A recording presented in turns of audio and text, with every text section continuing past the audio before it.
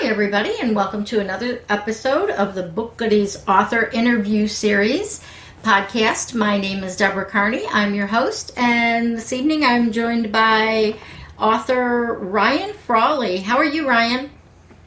I'm very well, Deborah. How are you? Good. Did I say your name right? That's right, yeah. All right. Yay.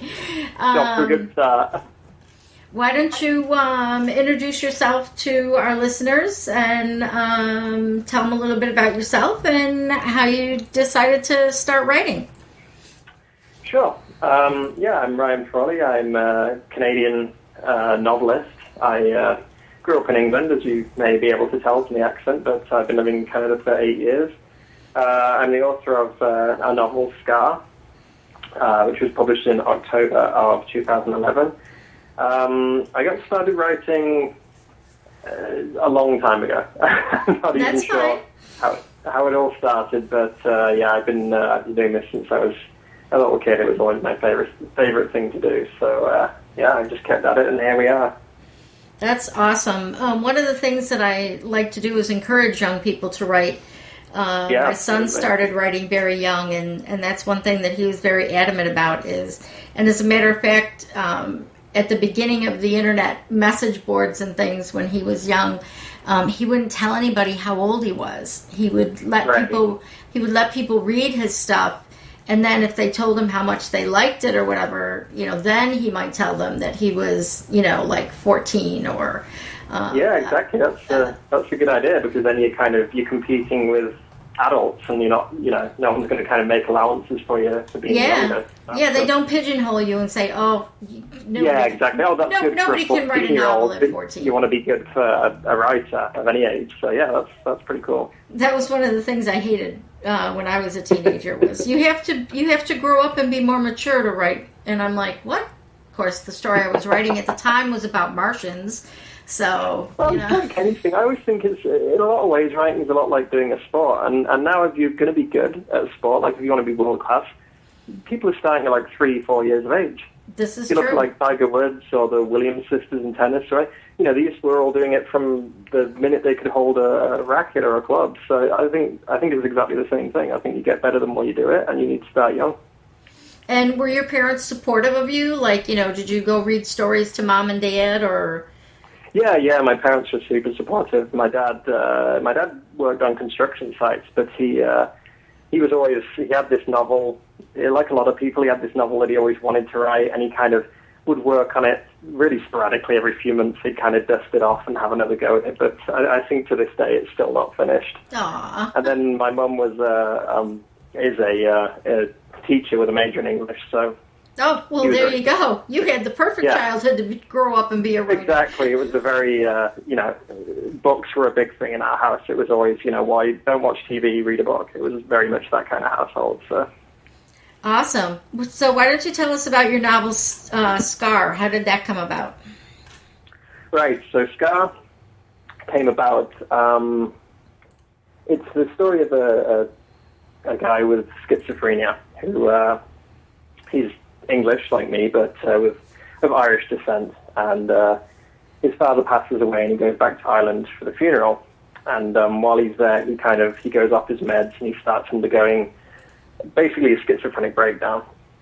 But within that, he experiences things that are maybe, I don't know, it's hard to say these things without getting kind of mystical about it, but he experiences things within that he feels at least there's a purpose to them.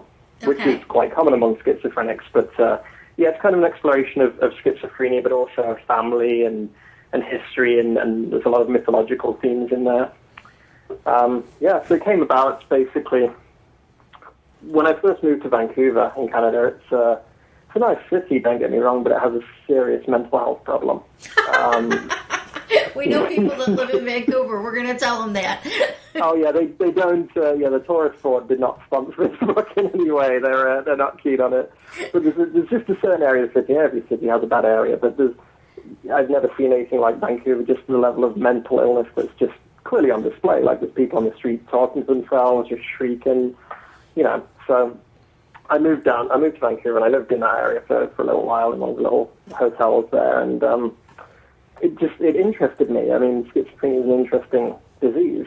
Mm-hmm. And I started looking into it. At the time, I was reading a lot on mythology, too. I was reading a lot of, like Joseph Campbell, people like that, like experts on mythology. And I read this essay by Joseph Campbell that was called, it was called Schizophrenia and Myth.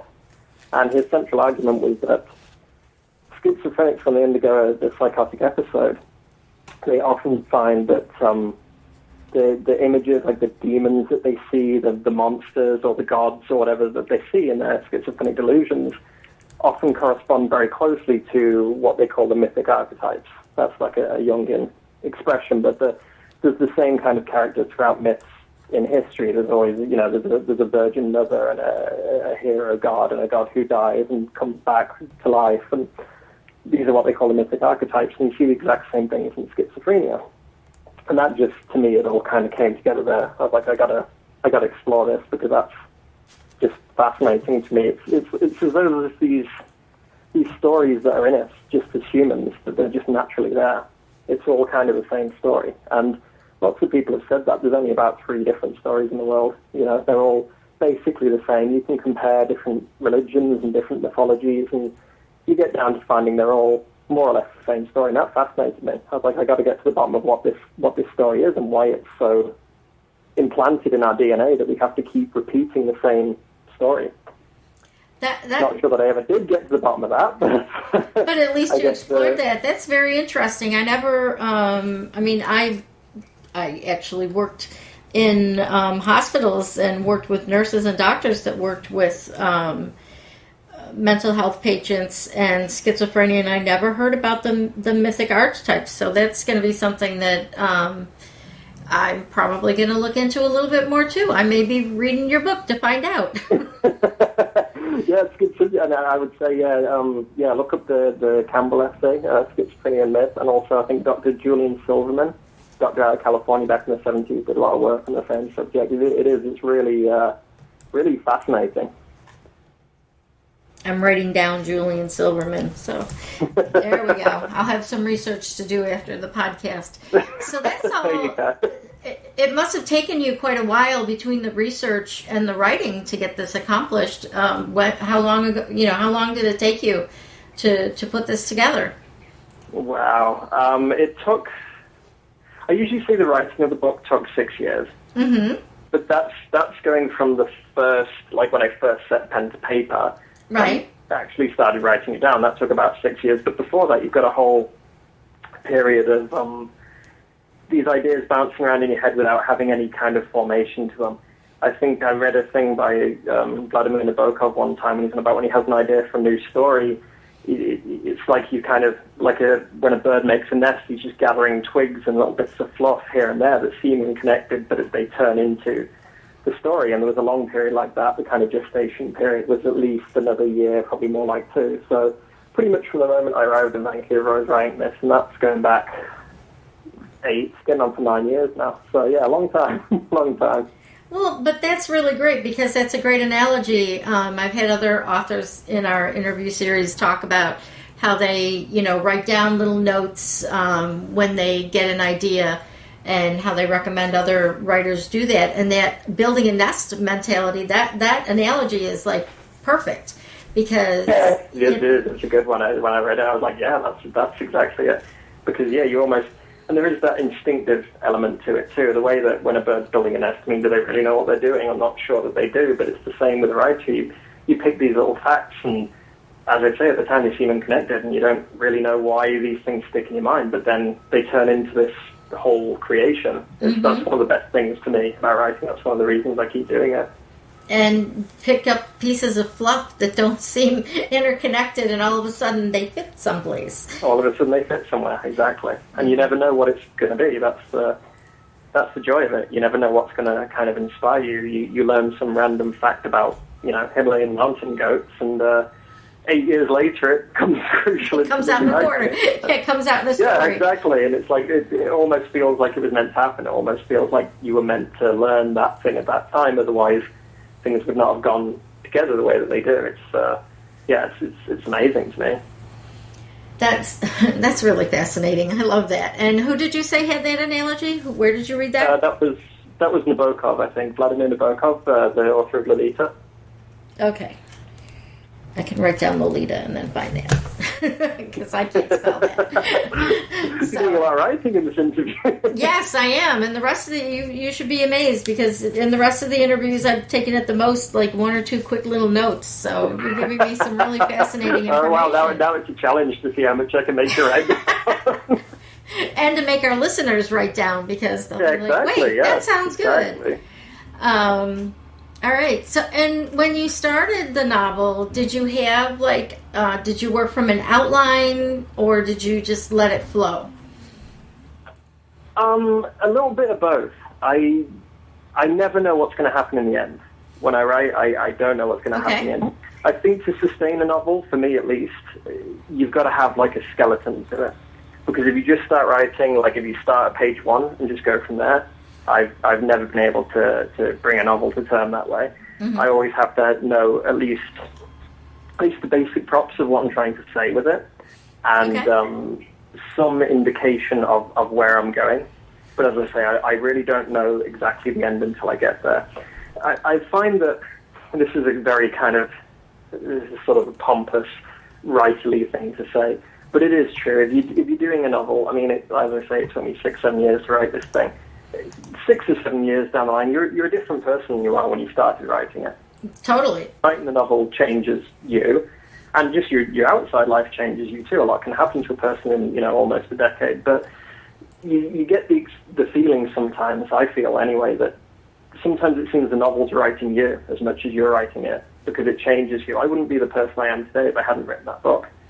That's just a fact. You see things differently, you learn different things, you experience different things, and so by the time you reach the end, what you may have thought was the end before, it's suddenly not what you want to say. And if you're doing it right, if you're writing a good novel, it's going to have some life and some legs and some kind of blood of its own, then it should change you. And if it doesn't, it may not have that enough life in itself to interest the reader. So yeah, by the time you get to the end, you may find that what you thought you were trying to say is totally different to what you actually were trying to say.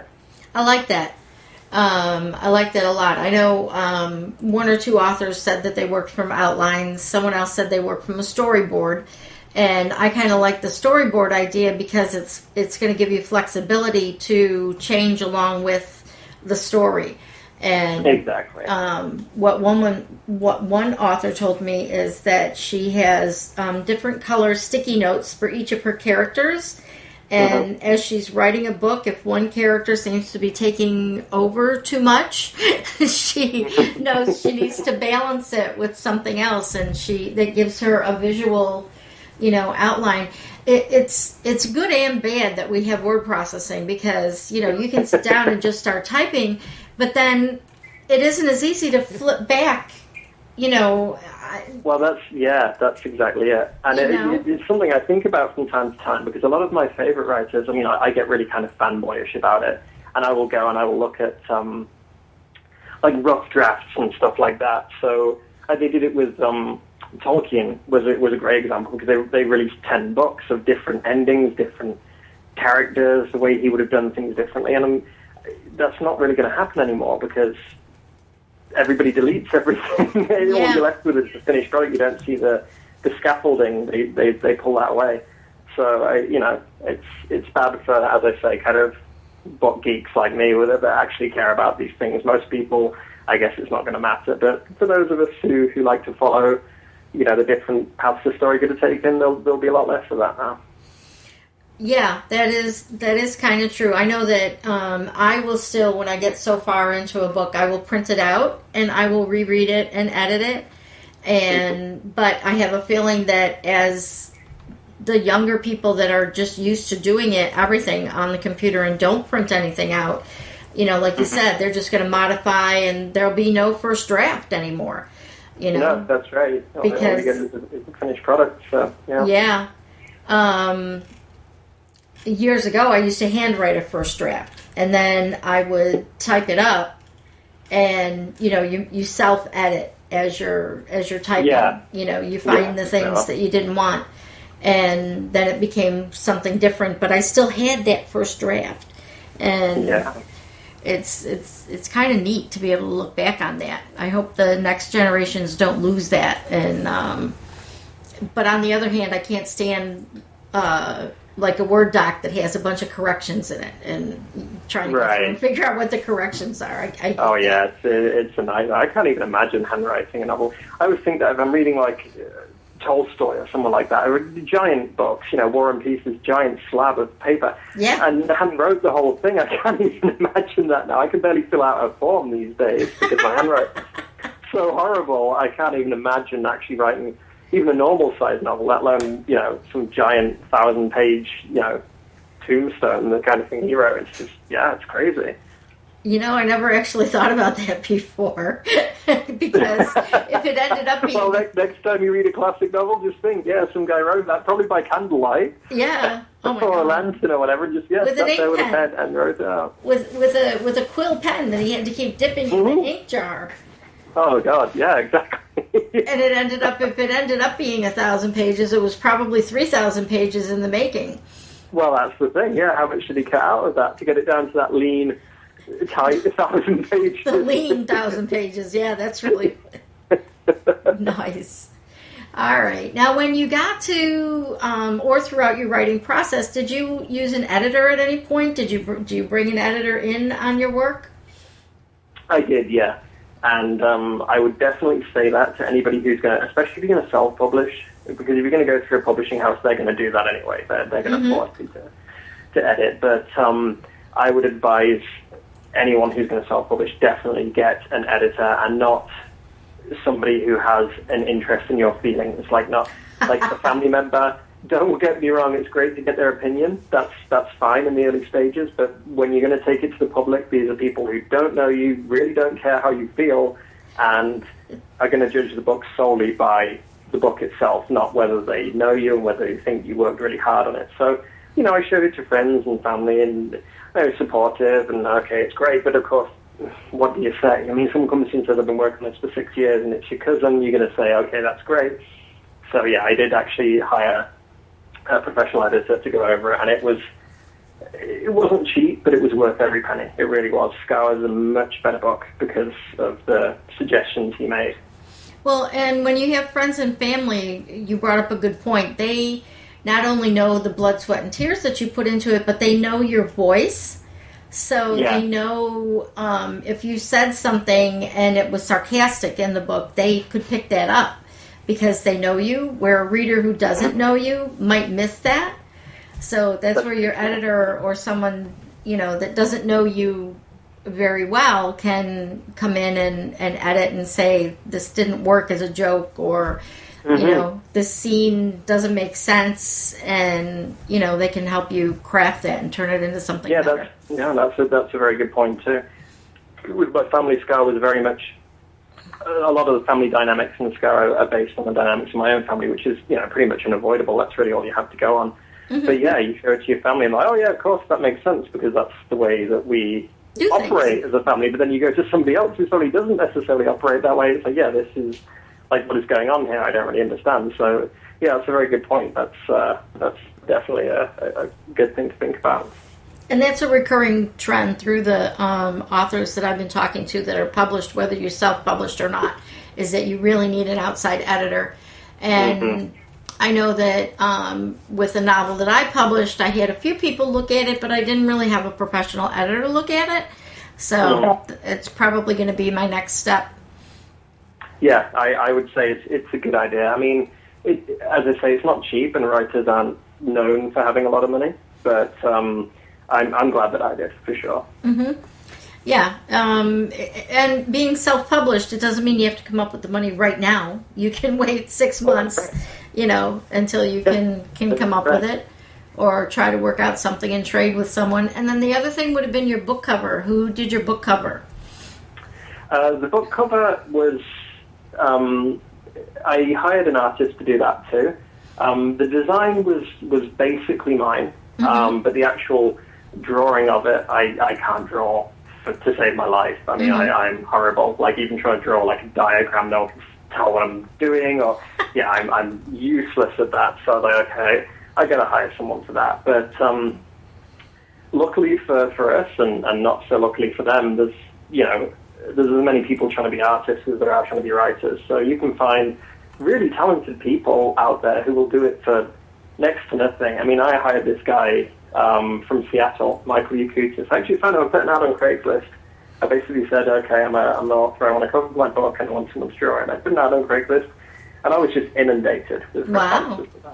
Yeah, just flooded with responses. And I was offering, no money. I think in the end it cost me $200, something like that. Wow, that's perfect. Yeah, I have some friends that also do book covers, and that's about what they charge, but that's also, with a lot of input from, they have templates to work from and stuff, so. Yeah. It's a good idea. I mean, I was very, I'm one of those people who tends to think I can do anything on earth, even if I've never done it before. So I'm like, okay, yeah, that's fine. I could be a race car driver, that's fine. Oh, yeah, I can design a book cover, that's fine. But you do have to put some groundwork into it. Just in terms of design, what I always recommend for people is go to a bookstore. If you can find one now, because they're kind of on the way out. But go to a bookstore and look at the kind of books in whatever genre it is that you write, whether it's romance or sci-fi or self-help, and you'll quickly see, if you look through a few book covers, you'll quickly see that there's a very definite there's a look. There's always a look to the certain type of book.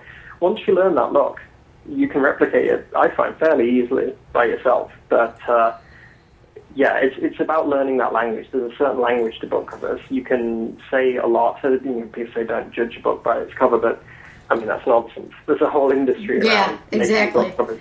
The whole point is so that people can know exactly when they look at a book. I'm looking at my bookshelves right now, and you can totally see the covers all have a similar look about them because they're a certain type of book, and they're trying to advertise that fact. Yep, I was just going to say that's your first piece of marketing material is the cover of your book. That's the first thing people see, and it's your calling card. Yeah, that's exactly it, and that's what decides whether people will pick it up or not. I mean, if they don't pick it up, it doesn't matter how good the book is. Nobody's going to read it because they're just going to look at it and go, oh, no, thank you, that's not for me, and walk away. And again, as an indie, you got to design the cover the way you wanted to rather than the way someone thought they wanted to have it done. That's exactly right. Yeah, that's exactly right, and that's one of the reasons I went down the self-publishing road because, as I say, I'm a I guess fairly arrogant person. I tend to think that I know best, and I don't like to, Okay, here's a secret. Yeah. Every writer is an arrogant person. I know what's best for this. I know the cover that I want, and that was the fantastic thing is I was able to do exactly what I wanted, and Michael, you could just the artist, did a great job. He did exactly what I wanted, and I didn't have some committee of people. I didn't have to write to a focus group or design to a focus group. It's just what I thought looked good, and there we go. So that's, self-publishing is great for a megalomaniac. I will definitely say that. I like that. All right. So what advice would you give to a beginning writer who is just starting their journey toward, maybe they have a book that's half finished? What advice would you give them? I would say first and foremost is keep going no matter what, because it is the hardest thing. It's like running a marathon. It's just so many times through writing Scar and other things I've written a lot of short stories and whatever, but novels are a different beast entirely. Just keep going, because you hit that point. I always do. Certainly at the midpoint, you're just like, oh, you know what, this is garbage. Let's just not bother. And it would be so much easier to go home and, watch Storage Wars or, whatever, go on the internet and find out what Kim Kardashian's up to. But there's no reward to that. It's like anything in life. If you want a big reward from something, then it requires a big sacrifice. And writing a novel is certainly one of those things. It's the most rewarding thing you can do, I think. But it's one of the most challenging things you can do, too. So you have to keep going. Now, what is your workflow? It sounds like, are you a full-time writer now, or are you work another job? Unfortunately not, no. That's the next goal, is to have the writing support me. But no, I'm not. And that's one thing that I'm not in it for the money, but I would love to be able to spend my day doing that. Because, again, like sports, you don't get really good at something unless that's what you do all the time.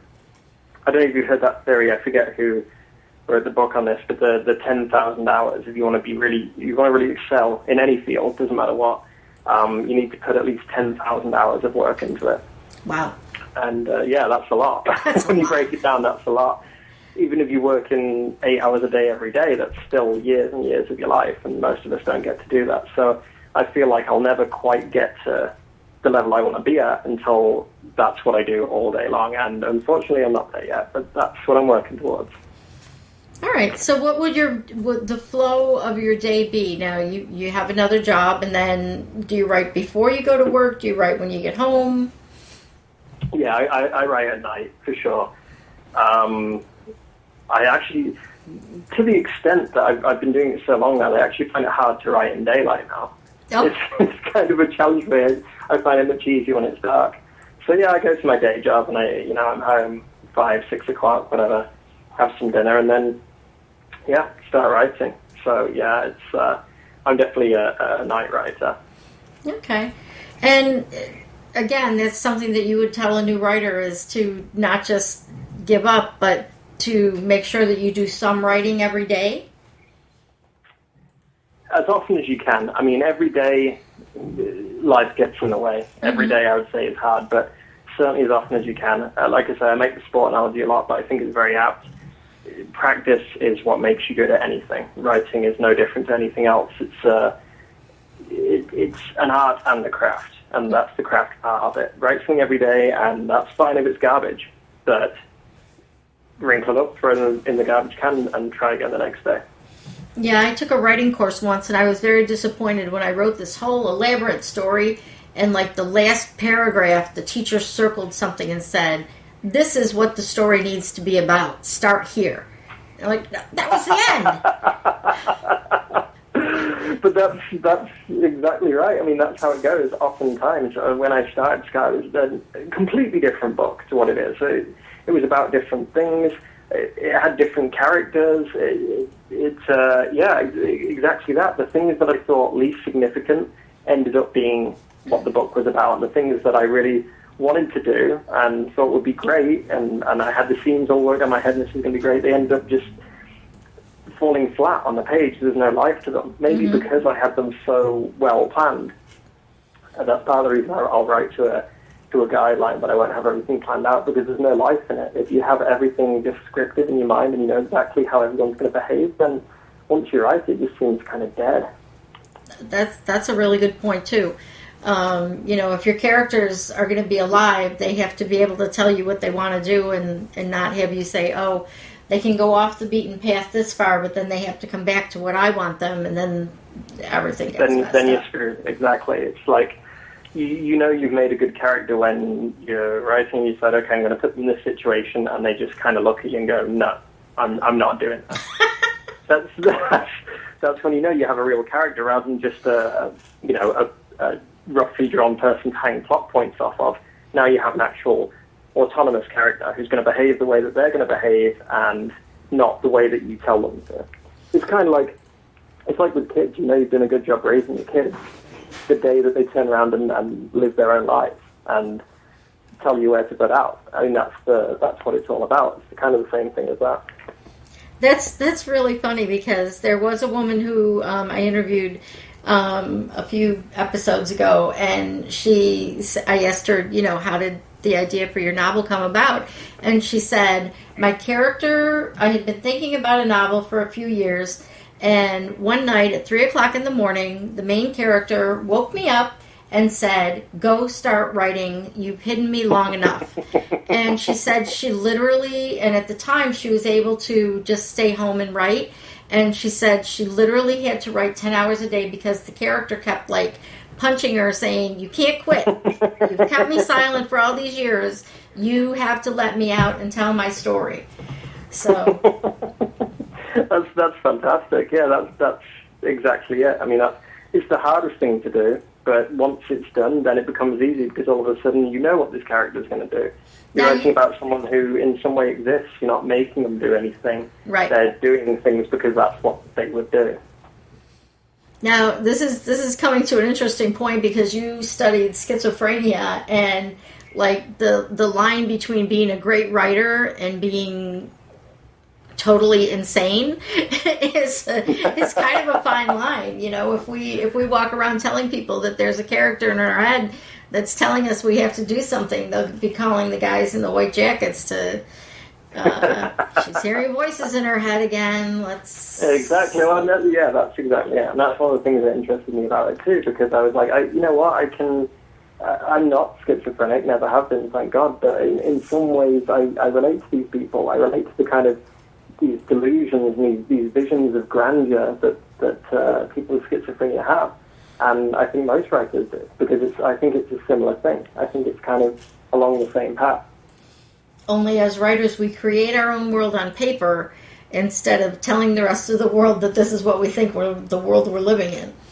Exactly. And in a way, by doing that, you externalize it. That's another thing that I love about writing. You kind of you take these issues in your mind and these things that are kind of weighing you down, and by just the act of putting them on paper, by making them happen to this fictional character or making them go through them, you find resolutions that you just wouldn't any other way. In your normal life, you don't get to live out these kind of things, but through writing, you get to live it out vicariously, and it kind of exercises the demon in a lot of ways. I find that's I guess what I mean when I say, you know, the novel writes you while you're writing it, because you get these parts of yourself out and you kind of expel the demons, as it were. That's great.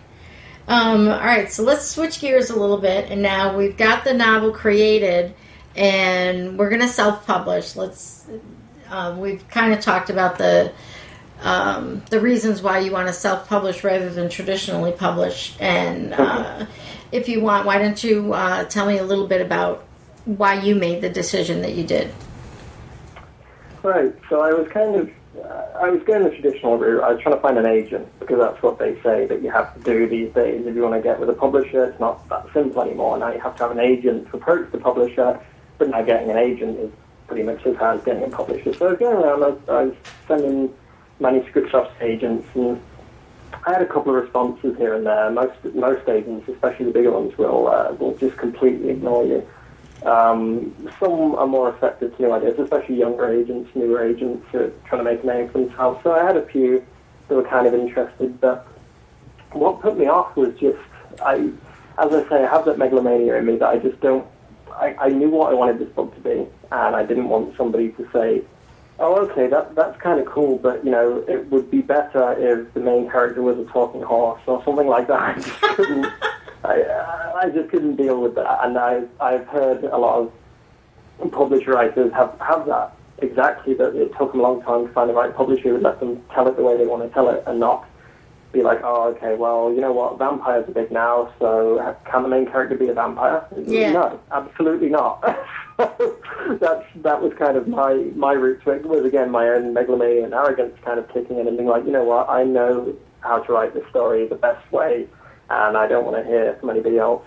But there's more to it than that, too. I think the world we live in is very different. If it was 20 years ago, this wouldn't really be an option, self-published. But the world's changing, and a lot of artists I really admire are going down that route. You take the band Radiohead, who back in, 2009 or something like that, but they released an album completely, no record label, nothing, and they just put it on their website and were like, here you go, pay what you want.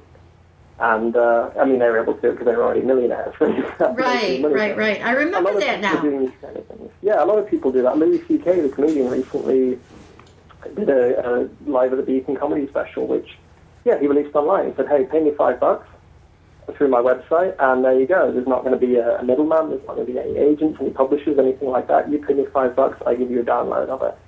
So the technology is there. The technology is at the point where someone like me, sitting in a room with a laptop, can publish something, and people can just pay for it directly. So we don't need to pay publishers anymore. And I honestly, I think it's fantastic. There are downsides to it, don't get me wrong, but I think a lot of publishing, and not just publishing, but any kind of media, any kind of entertainment industry, once it becomes an industry, it's the same with the music industry, same with film, they keep churning out the same stuff, because people are in it for the money, and it's just they want to back a sure thing. We got another Spider-Man film out now. I mean, really, do we need another Spider-Man film? I feel like everything you could do with Spider-Man was done in the last 10 years, and really, I don't know that we need another one, but it was a proven moneymaker, so they're going to do that. Yeah, they're going to do it until people stop. Exactly. It sells. It's the same with books. It's, Twilight came out and, kind of came from nowhere and blew all these sales records, and then suddenly everything's vampires. Yep. Any story, they'll just throw vampires into it because apparently that's what people like. But it's a patronizing way to look at people. Mm-hmm. It really is. I don't like it. I don't like the idea of demographics. I don't know what demographic I fit into. And I think most people would say the same. People aren't demographics. People are people. Yep.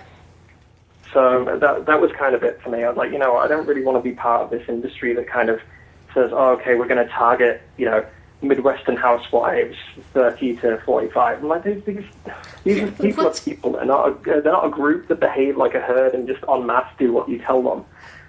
So I was going to say, I can tell you a lot of women in that age group that do not think alike at all. Exactly.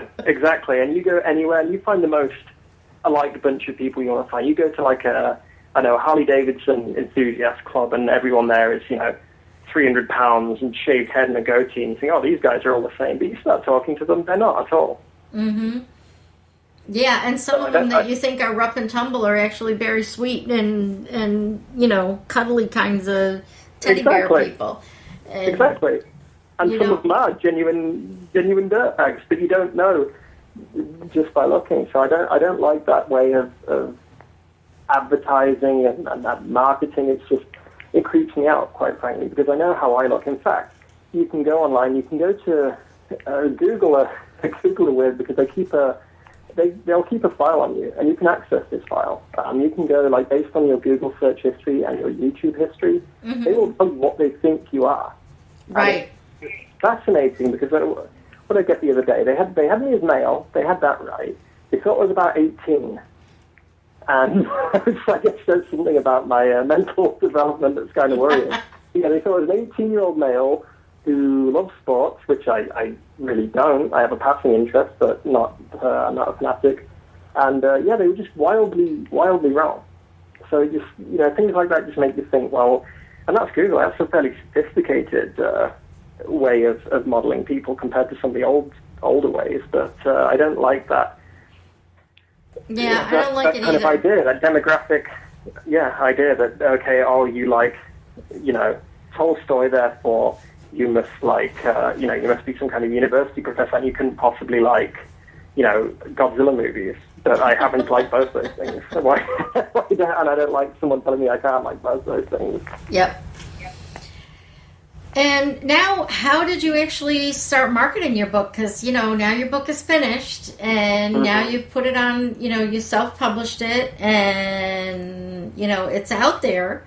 But since you don't have a big publishing house behind you, how did you get the word out? Well, that honestly is the hardest thing. And mm-hmm. that's even harder than writing a novel in a way, because writing, I've been doing it a long time. I know what I'm doing, whereas the marketing, I had no idea. And it's very, very, very difficult. I would definitely say that to anyone who's considering it. It's certainly not impossible, but it's extremely hard, and it's just going to take a lot of persistence. Like, as much as writing a novel takes persistence, this also takes persistence. So in a way, writing a novel is great preparation for marketing, mm-hmm. because that teaches you how to persevere even when it seems hopeless. That's kind of what I found with marketing too. I started. I hired a publicist, which was. Oh, you cheated. I did cheat a little bit, but I learned a lot from it, because I have literally no connections anywhere. Mm-hmm. Most of my friends don't even read. I mean, I had no kind of in with anyone. So I was like, okay, so how do you do this? And what I found was getting reviews is a huge part of it, for sure. Okay. And that can be very hard too. I mean, as a self-published writer, you are not going to get reviewed in, the New York Times review of books. You won't get reviewed in any kind of major national newspaper. That's just really not an option. Right. But luckily, in a way, for us, we live in that 24-hour news cycle where there's so many people out there that are just hungry for content. They need something to write about, something to report on. So you can find a lot of people. You can find, especially bloggers. Bloggers are great for a self-published writer because they have to blog about something. Some people blog every day. Some people blog twice a day. And there's thousands of book review bloggers out there that you can send your book to, and they will actually consider you. So that's a great thing to do. Another thing I found really, really helpful was writing articles. I wrote a couple of articles for a website called Thought Catalog, and they publish, they'll publish anyone. You don't have to have a publishing pedigree, you just have to write a good article. Now, if you're a writer, there you go. You should be able to write a good article. Don't get me wrong, it's a very different skill to writing a novel, but at the same time, there's a lot of transferable skills there. So yeah, you can write like a non-fiction article. I mean, I wrote about writing because that's what I know. And I published these articles on Thought Catalog, and one of them in particular was insanely popular, and it had 500 shares on Facebook in the first 24 hours that it was up. So that was a great way to get my name out there. And they gave you a backlink to your website. Do you have a website for the book? Yep. Yes, I do. Yeah. And so, they gave me a backlink to that. And, that was one of the biggest things I did, honestly. That was really helpful because then you're attracting people who already like your writing too.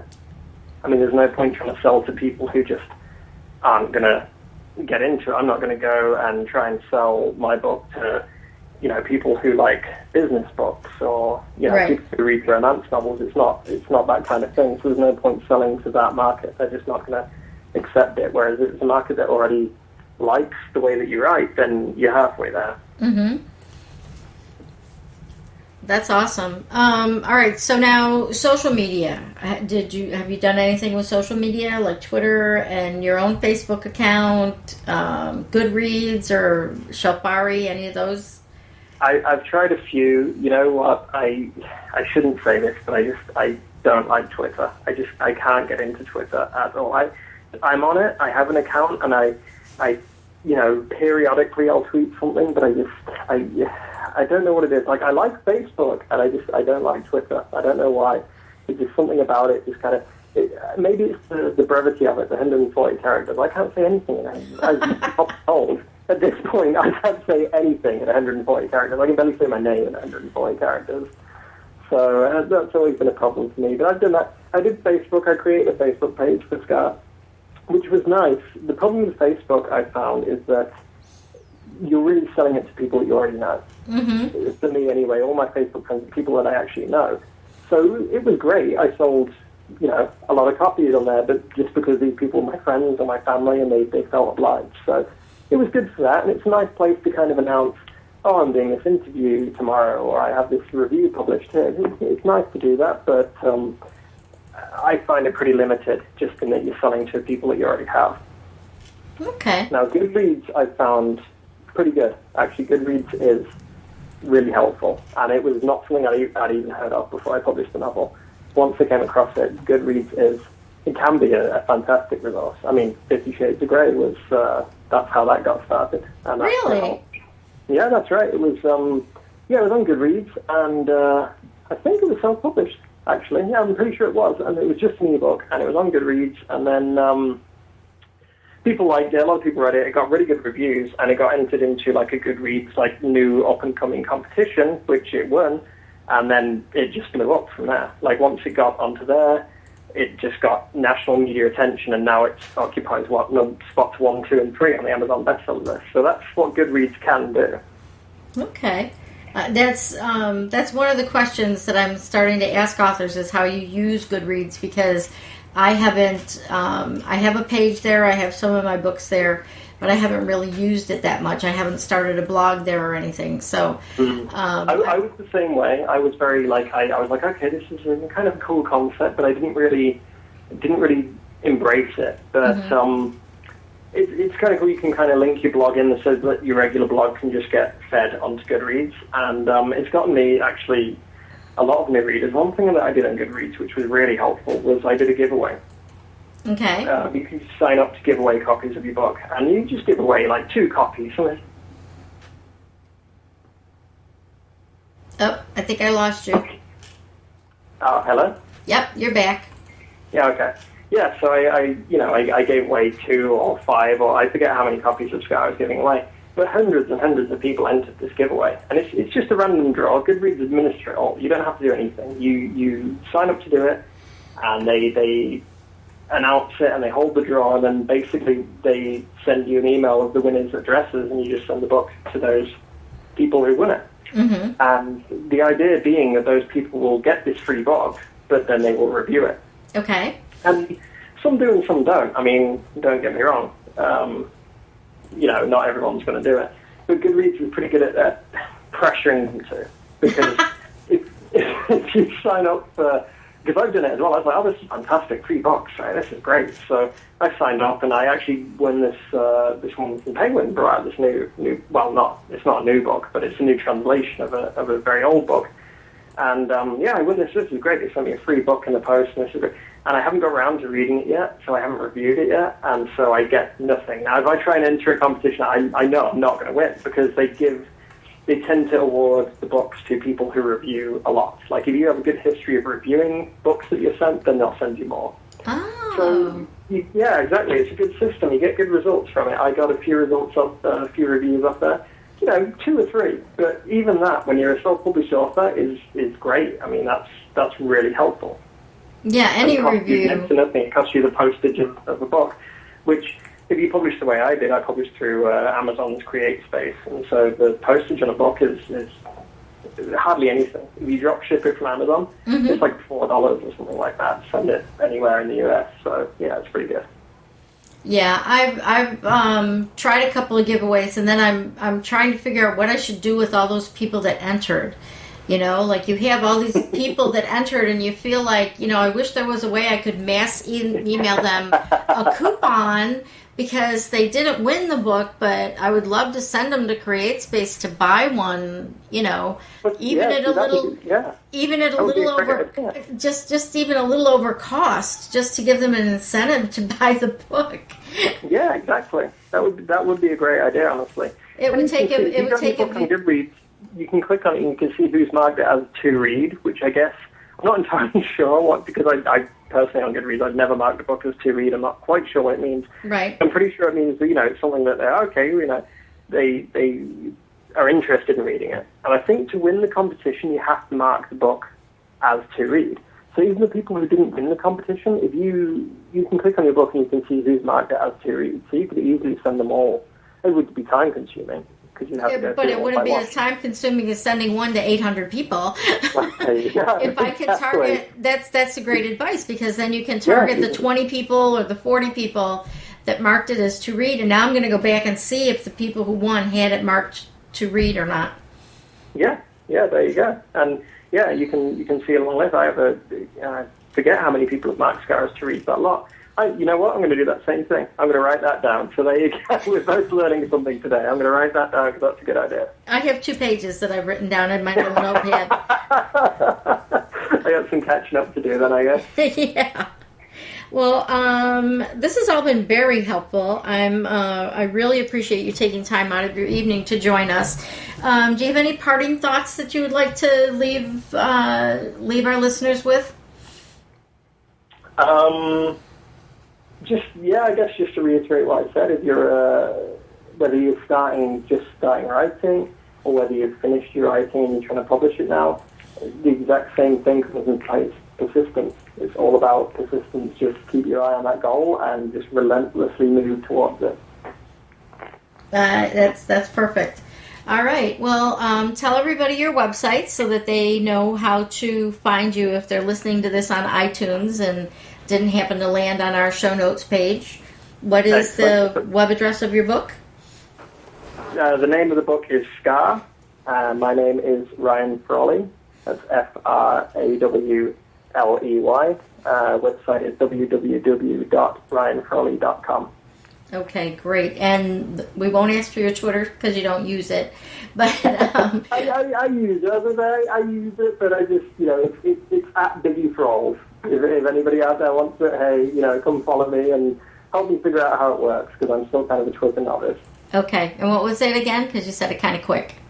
It's at Biggie Frawls. So it's Biggie and then Frawlz. Okay. you're going to send that to me in an email so that I can. There you go. Yeah. So that I have it. That'll be the easier way. Yeah. Along with your Facebook page. So for all of you who have been listening patiently and learning a lot, I hope, come on over to BookGoodies.com so that you can, listen to this again if you want to, and so that you can see our show notes and find out where you can go find Ryan on the web.